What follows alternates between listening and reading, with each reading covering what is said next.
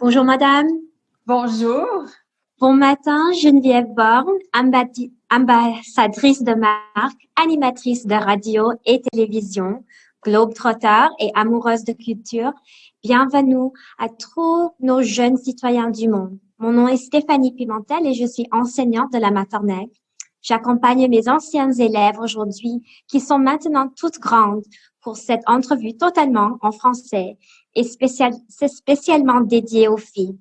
Nos élèves ce matin sont toutes de la 5e année à l'École Saint-Sacrement de Vancouver. Donc, je vous présente Evelyne, Bonjour. Bonjour Evelyne. Zenia, Bonjour Tania. Halia, Bonjour Alia. Alexa Bonjour Alexa. et Ayla. Elle est Bonjour Ayla. derrière Oui. le microphone.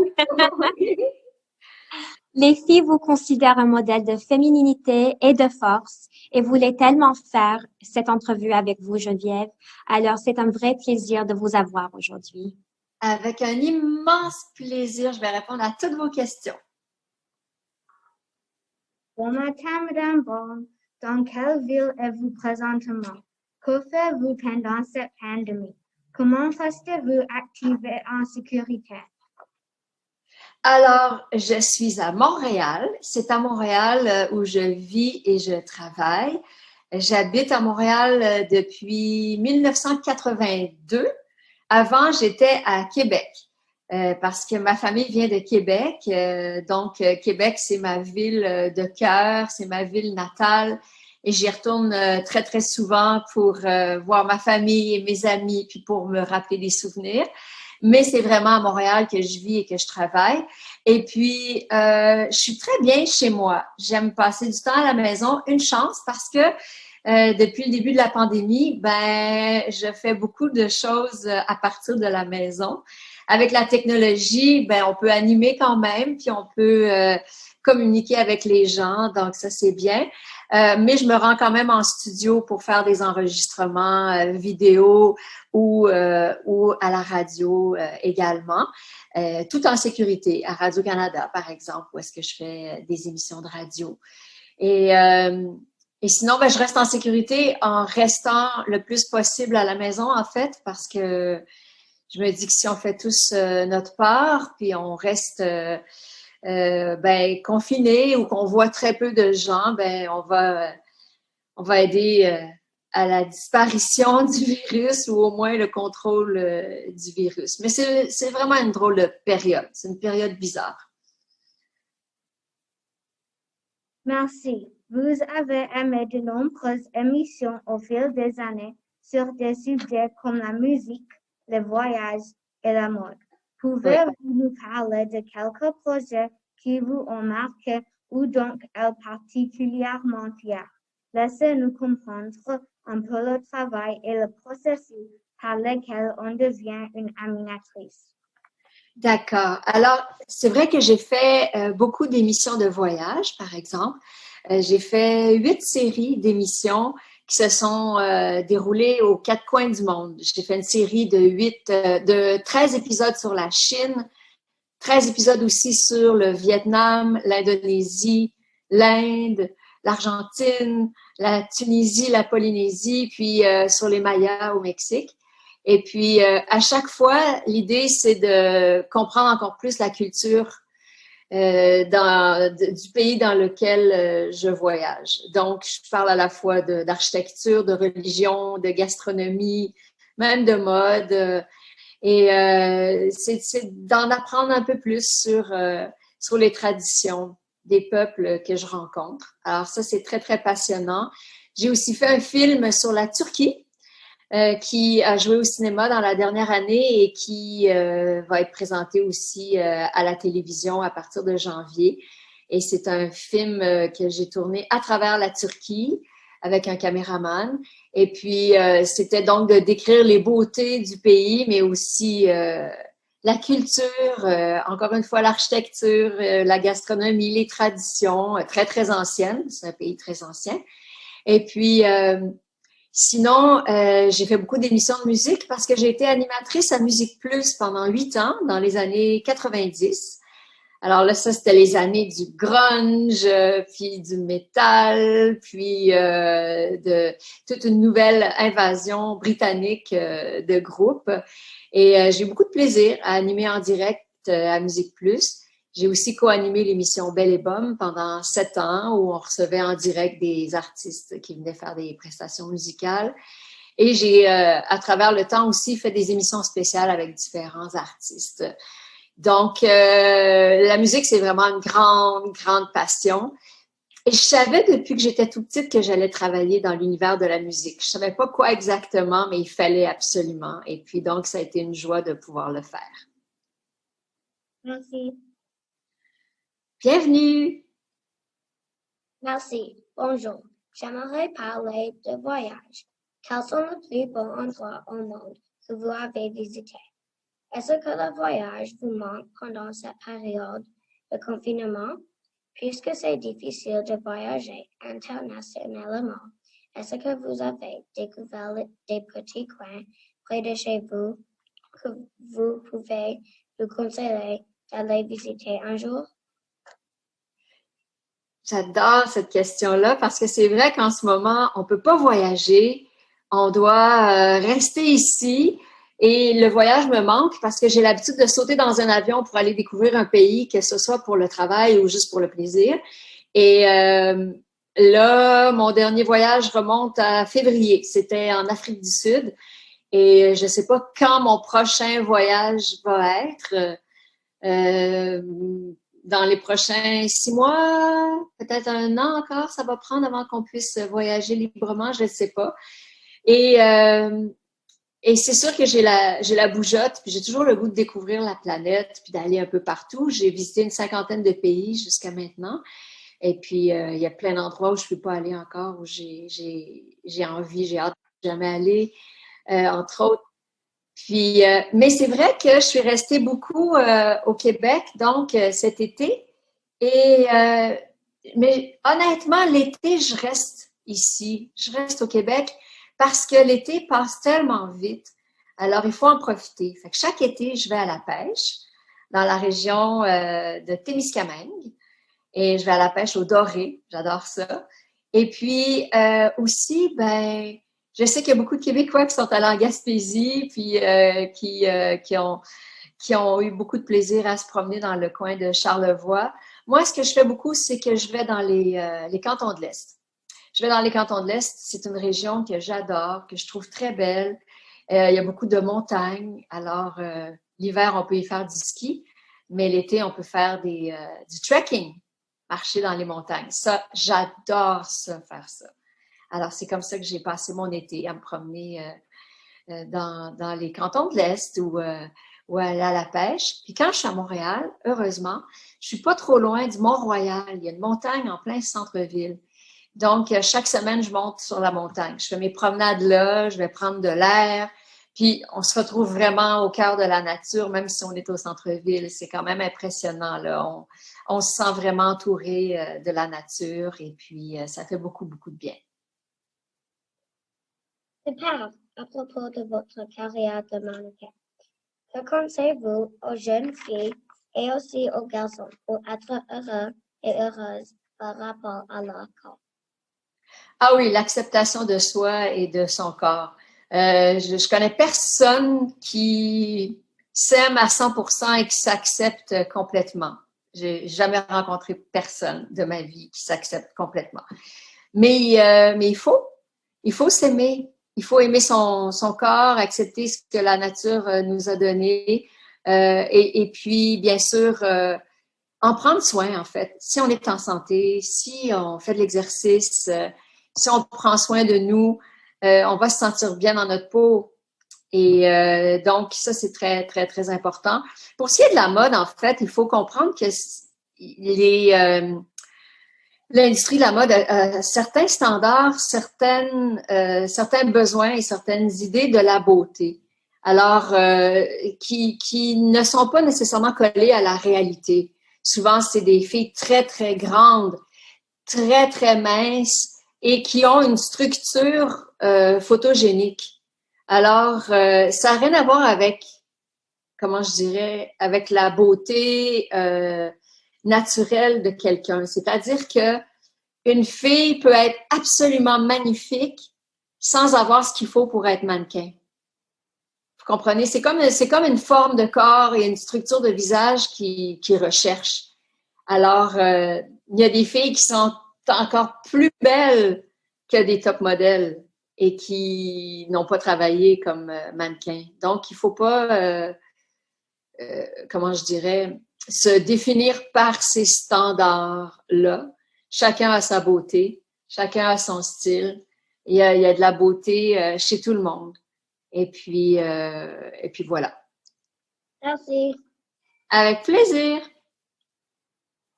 Bonjour, Madame. Avez-vous trouvé du bonheur dans votre travail d'ambassadrice de marque et aussi de mannequin? Quelles sont les marques avec lesquelles vous avez travaillé? Avez-vous de belles expériences à nous raconter, des conseils pour être heureux dans ce métier? Alors, je dirais que la raison pour laquelle j'aime beaucoup l'univers de la mode, c'est que c'est un univers extrêmement créatif. Les gens qui en font partie, les stylistes, les photographes, les maquilleurs, les coiffeurs, c'est des gens qui débordent d'imagination et qui peuvent pousser leur création à l'extrême. Et ça, c'est très inspirant, c'est très le fun. Puis, quand je travaille comme mannequin, ben j'adore ça, je me laisse aller parce que je suis une fille assez timide dans la vraie vie. Alors que dans un contexte de mode, c'est comme si on jouait un peu un personnage et donc on peut s'exprimer au maximum. Puis on est transformé, en fait, on laisse toute l'équipe nous transformer comme ils veulent parce qu'il y a une vision, il y a une vision éditoriale, il y a une vision artistique. Et puis nous, on est en fait une partie de ce projet d'image-là. Alors, moi, je trouve ça très agréable. Mais en fait, je ne l'ai jamais fait à temps plein. Je ne sais pas si c'est quelque chose que j'aurais aimé faire à temps plein. Oui, il y a beaucoup de voyages.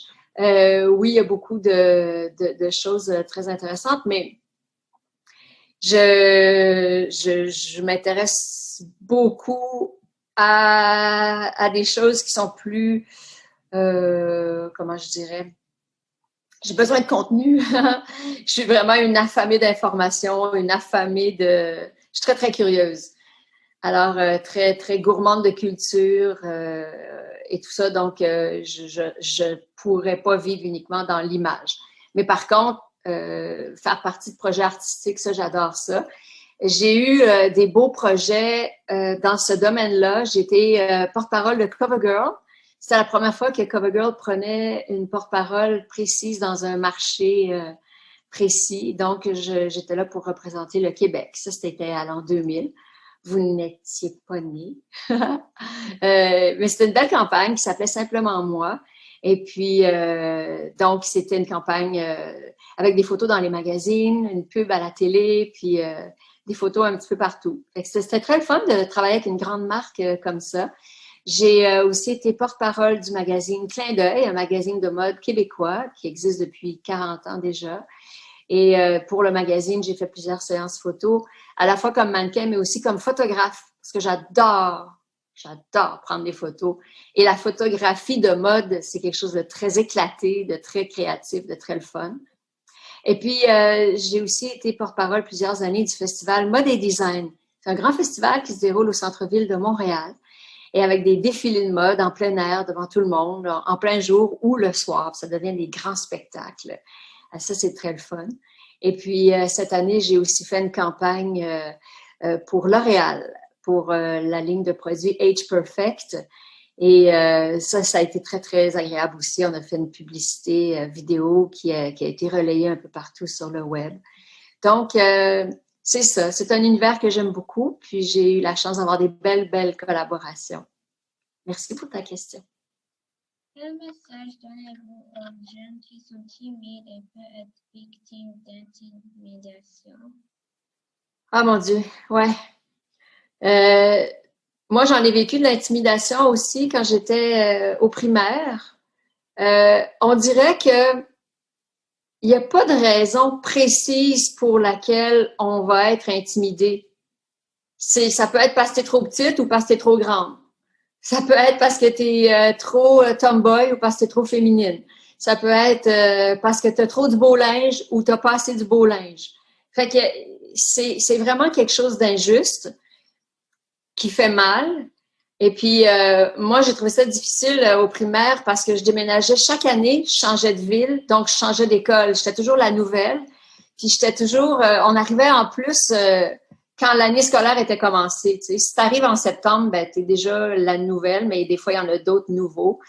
Mais quand tu arrives en octobre ou en novembre, tu es vraiment la nouvelle. Là. Puis là, tu rentres dans la classe, puis là, il faut que tu t'adaptes et que tu te fasses accepter par les élèves, puis que tu te fasses des amis, puis tout ça.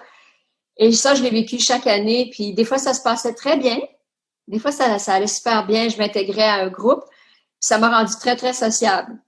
Ça a eu cet avantage-là. Tu sais, maintenant, je peux arriver à quelque part, puis j'ai le courage d'aller me présenter puis de parler aux gens. Mais il y a certaines écoles où ça a été plus difficile puis que j'ai subi de l'intimidation parce que, tu sais, tu arrives d'ailleurs, donc tu t'habilles autrement, tu sais, ou tu as des expressions différentes. Et puis, j'en ai vécu de l'intimidation au primaire. Donc, quel conseil, mon Dieu? Je dirais, tu sais, des fois, c'est de s'allier peut-être avec d'autres personnes aussi qui subissent de l'intimidation, d'aller vers les gens qui sont peut-être un peu plus solitaires ou ceux qui sont réellement gentils, tu sais, puis d'aller développer des amitiés, puis d'aller développer un cercle d'amis et essayer d'ignorer les méchants, les baveux. Des fois, c'est des gens qui eux-mêmes ont leur propre complexe, ont leur propre souffrance.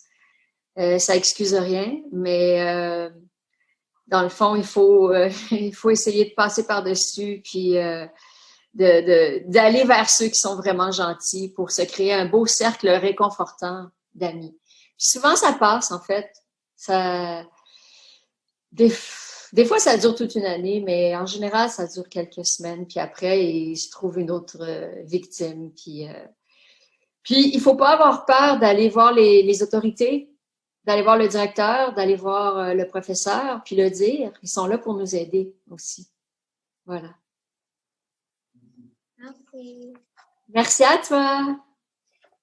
Votre carrière tout au long des décennies est extraordinaire et très intéressante. Qu'est-ce qui vous a amené vers la musique? La musique, pour moi, là, c'est vraiment un trésor. La musique, pour moi, c'est sacré, c'est précieux, je pense, j'allais dire la chose la plus importante dans ma vie, mais une des choses les plus importantes. Parce que la musique peut nous apporter de la joie quand on est triste, peut nous apporter de l'énergie quand on est fatigué, peut appuyer une émotion. Fait que des fois, on est triste puis on a envie de rester dans cette émotion-là puis de l'explorer encore plus. Puis la musique nous permet de faire ça. La musique nous permet de danser, de se défouler, de s'exprimer de différentes façons. La musique nous permet d'accumuler des souvenirs. La musique nous permet de voyager dans notre tête aussi. Puis, moi, c'était sûr quand j'étais petite que j'allais évoluer dans cet univers-là. C'était trop une grande part de ma vie et de mon quotidien. J'ai un grand frère musicien et puis lui jouait de la guitare à la maison, puis il y avait un groupe dans le garage. Fait que tous les soirs après l'école, j'assistais aux répétitions du groupe de mon frère. Puis j'aimais tellement ça. Puis là, tous les petits voisins venaient, puis là, on s'assoyait dans la pente de garage. Puis on attendait que la porte lève. Puis là, quand la porte de garage levait, là, puis là, il y avait 4 gars avec les cheveux longs qui arrivaient avec leur guitare, puis là, qui jouaient des classiques de Led Zeppelin, puis des Rolling Stones. Puis c'était tellement le fun. Fait que, dans le fond, j'ai grandi avec des musiciens, puis en m'assoyant des fois sur un ampli ou un haut-parleur, puis en parlant avec les amis de mon frère. Donc, c'est comme si j'étais prédestinée à interviewer des artistes, à interviewer des musiciens, puis à m'intéresser à la musique de la façon la plus profonde possible. C'est quelque chose que je continue d'explorer. Tu sais, même des fois, je m'amuse à en jouer aussi. Je joue du piano, je joue de la batterie.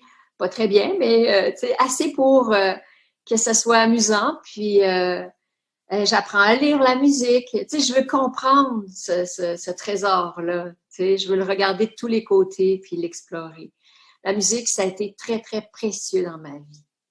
Voilà. Merci.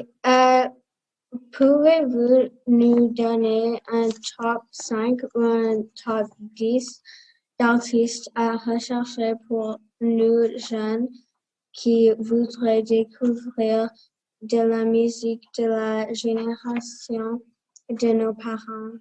Oui. OK. Alors, j'ai pensé à différents artistes. J'ai pensé à Father John Misty. Father John Misty, un Américain, un grand gars qui fait une musique tellement audacieuse, tellement le fun. Tu sais, des fois, c'est folk, mais des fois, c'est très, très éclaté. Il a une belle voix. Alors, Father John Misty. Aussi, James Blake, qui a une voix tellement riche, tellement chaude. Et je trouve ça vraiment très, très, très beau ce que James Blake fait. Puis aussi, je dirais, il faut découvrir les Beatles. Il faut absolument découvrir les Beatles à tout âge. Quand tu découvres les Beatles, tu en as pour des mois et des mois à plonger dans leur univers. C'est un groupe qui a existé dans les années 60 et qui a fait de la musique activement, disons, sur disque de 62 à 70. Et chaque album contient des trésors, des pépites d'or. Puis ils ont eu différentes périodes. Tu sais, des fois, c'était très, très pop. Des fois, c'était très rock. Ça a été psychédélique. Ils ont eu des arrangements à cordes pour orchestre. Donc, c'est un groupe qui a évolué tellement et qui a tout fait. Ils ont été les premiers à faire tellement de choses et à expérimenter avec la musique. Puis les chansons des Beatles sont extrêmement accrocheuses. Donc, quand tu les découvres, tu en as plein en tête tout le temps, tout le temps. Alors ça, là, c'est quelque chose que je vous souhaite de faire, que je vous souhaite vraiment de découvrir et de plonger dans l'œuvre des Beatles. Aussi, je dirais, moi, ma chanteuse de toujours, c'est Madonna, qui m'inspire tellement, qui est tellement le fun, qui est une fille qui a beaucoup d'audace et qui a le sens de la mélodie et qui fait des chansons qui sont parfaites pour danser. Et puis Madonna, dans le fond, c'est un peu la marraine de toutes les chanteuses pop d'aujourd'hui. Tu sais, c'est la marraine de Rihanna, d'Ariana Grande, de Miley Cyrus, de tellement de chanteuses parce qu'elle a tout fait avant tout le monde. Alors, les vidéoclips audacieux, les chorégraphies avec les danseurs, tu sais, c'est vraiment elle qui a fait ça au départ. Et puis c'est une femme inspirante aussi, qui est partie de rien, puis qui a réussi à faire une carrière extraordinaire. Et puis, une dernière suggestion musicale, je dirais, il faut écouter Mozart. Il faut écouter de la musique classique. Puis, je dirais commencer par Mozart. Mozart qui est très accessible, très mélodique. Et c'est absolument magnifique. Donc, ça, c'est un portrait de ce que moi j'aime et que je vous recommande fortement, les filles. Comment vous sentiez-vous lors de certaines entrevues avec de vraies légendes de la musique? Qui vous a le plus impressionné ou touché? Avez-vous des histoires à raconter et avez-vous des trucs pour aider notre nervosité quand nous rencontrons de grandes personnalités? Alors ça, là, encore aujourd'hui, j'ai le trac. C'est très impressionnant de rencontrer des légendes de la musique. C'est intimidant, c'est impressionnant, surtout quand c'est une idole. Comme Madonna, par exemple, quand je me suis retrouvée devant elle la première fois, parce que je lui ai parlé 3 fois, mais la première fois, j'étais figée, j'étais tétanisée, c'est incroyable parce que je l'aime tellement depuis mon adolescence. Puis elle a une personnalité un peu intimidante, honnêtement. Alors, ça a été impressionnant. Ensuite, je dirais que la plupart sont très gentils parce que je pense qu'ils savent ce qu'ils représentent puis à quel point ils peuvent intimider. Donc, ils font souvent l'effort pour nous mettre à l'aise, mais souvent, ils sont naturellement gentils. Et puis, mon idole dans les chanteurs, c'est Paul McCartney, que j'ai interviewé à quelques reprises. Et puis, il est tellement gentil et amusant. Il s'amuse, puis il fait des blagues, puis tout ça. Donc, ça m'aide à être à l'aise parce que quand je suis à côté de lui, je suis tellement impressionnée, puis je l'aime tellement que mon cœur bat tellement fort, je me dis, il doit entendre mon cœur battre, c'est sûr, là, c'est sûr qu'il entend mon cœur. Une fois, j'ai fait une entrevue avec Mick Jagger, qui est le chanteur des Rolling Stones, et il a fait l'entrevue entièrement en français. Quand il s'est rendu compte que je parlais français, il a dit, ben, on fait l'entrevue en français. Il parlait un français impeccable. Faut dire que lui, en fait, a une maison en France depuis les années 70, je crois. Et aussi, souvent, les Anglais ont des cours de français à l'école. Donc, en Angleterre, souvent, ils ont des classes de français. Alors, il m'avait vraiment impressionné en faisant l'entrevue complètement en français. Alors, je dirais que, en général, ça se passe bien, mais le secret dans toute chose, c'est d'être préparé. D'être tellement préparé que il va y avoir moins de risques que tu sois prise au dépourvu. Alors, il faut être préparé. Mais ça, c'est le secret dans bien des situations. Avant de prendre la parole devant les gens, devant la classe, si tu es très, très préparé, tu maîtrises ton sujet, ça va bien aller. Dans le fond, on devient nerveux quand on a peur, puis on a peur de ne pas être à la hauteur, on a peur de ne pas bien faire les choses. Mais si on est bien préparé, en fait, il n'y a pas de raison d'avoir peur. Puis après ça, ce qu'il faut, c'est respirer. Parce que souvent, on a le trac, puis notre cœur bat vite parce qu'on ne respire pas, on oublie de respirer. Alors, respirer, ça nous calme. Ça nous calme, puis notre cœur va battre à une cadence plus normale. Et puis, on va être plus en confiance, on va avoir moins peur. Alors ça, je dirais que ça, c'est un de mes trucs. Merci. Avec plaisir. Ah, t'es grande, toi. Oui. Encore sur la musique. Oui. Certains ont dit que la musique est ce qui rassemble le plus l'élément de la culture, qui est le plus populaire et le plus universel. Est-ce que c'est vrai encore dans votre vie? Oui, c'est vrai que la musique, c'est un langage universel parce qu'on peut aimer une chanson sans comprendre les paroles. Moi, je me souviens quand j'étais petite, avant de parler anglais, j'écoutais beaucoup de musique en anglais, puis je savais pas ce qu'ils racontaient dans les paroles, mais j'aimais ça parce que la mélodie, puis la voix, puis la musique, ça me parlait beaucoup. Puis je pouvais quand même ressentir l'émotion du chanteur, si c'était triste ou si c'était joyeux. Alors, tu la ressens, la mélancolie, tu la ressens, la nostalgie dans une chanson, même si tu comprends pas les paroles. Puis quand on va voir un spectacle, oh mon Dieu, ça fait tellement longtemps. Mais quand on va recommencer à voir des spectacles, on va ressentir encore l'effet rassembleur de la musique. C'est quand on est tous ensemble à aimer la même chose, à admirer le même artiste, puis à chanter tous ensemble. Il y a quelque chose d'extrêmement fort, de puissant, d'universel, de rassembleur. On est tous ensemble au même endroit à chanter la même chanson en même temps avec le chanteur. Ça, c'est extrêmement magique. C'est vraiment magique. Alors, oui, la musique, c'est un langage universel et c'est un élément rassembleur extraordinaire.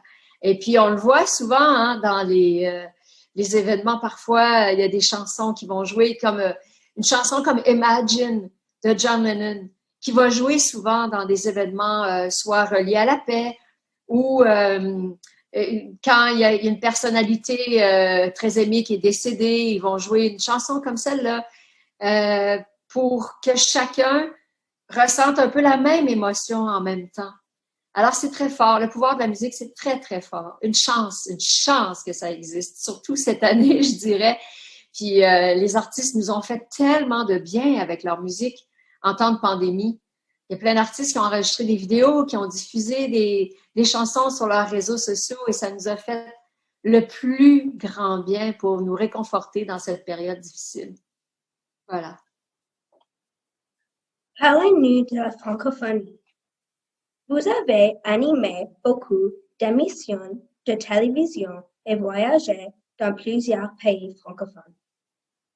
Est-ce que la francophonie est belle et mérite d'être découverte? Faites-nous rêver.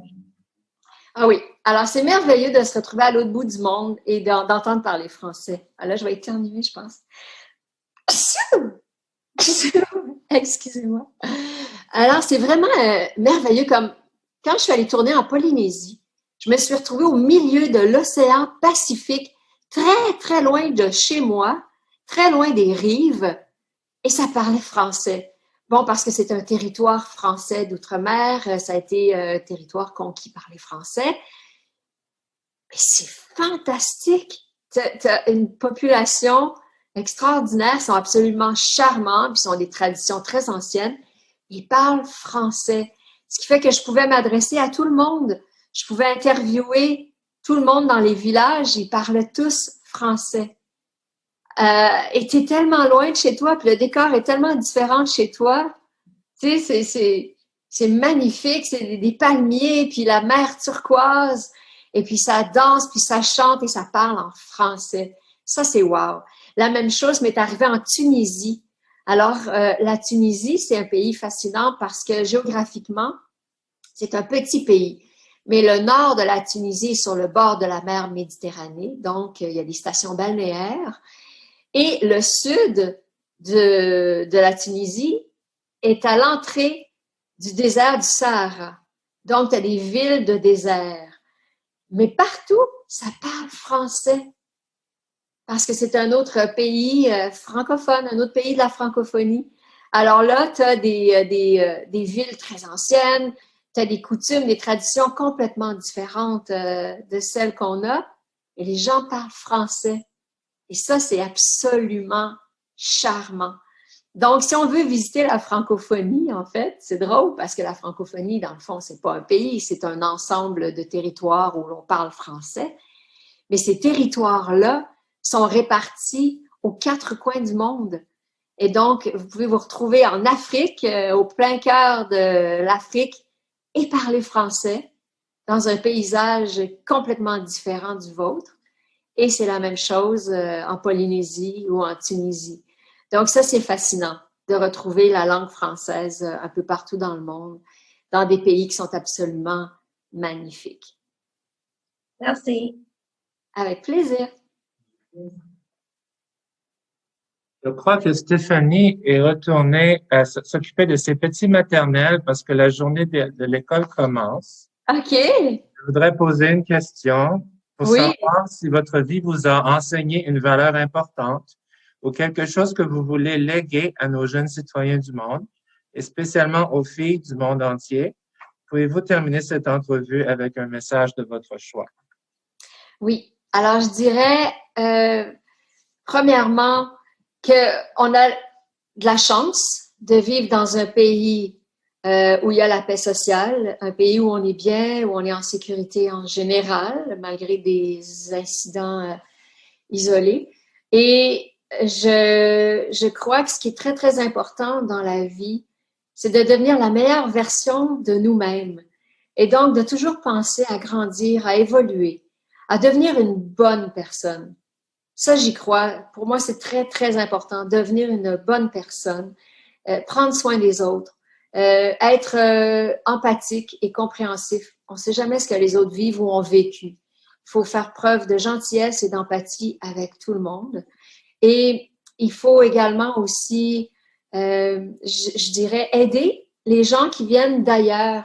Il y a des gens qui sont venus dans notre pays, qui viennent de très loin et qui proviennent de pays qui étaient en guerre ou où il y avait de très, très grandes difficultés sociales. Il faut les accueillir et en prendre soin.